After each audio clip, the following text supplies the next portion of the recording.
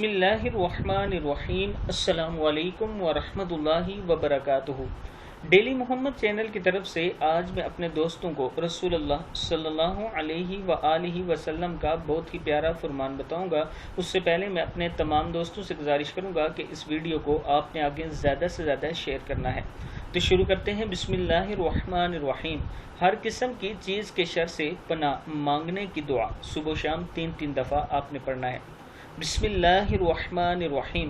بسم اللہ الذی لا یضر مع اسمہ شیء فی الارض ولا فی السماء وہو السمیع العلیم۔ پھر پڑھ لیں۔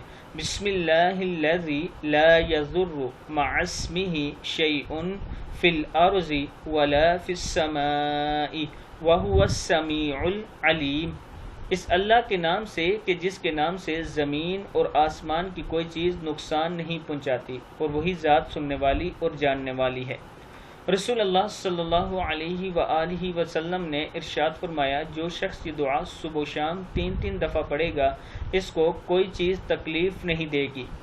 کتابوں کے حوالے یہ نیچے موجود ہیں، آپ دیکھ سکتے ہیں۔ اس ویڈیو کو آپ دوستوں نے آگے زیادہ سے زیادہ شیئر کرنا ہے۔ السلام علیکم ورحمۃ اللہ وبرکاتہ۔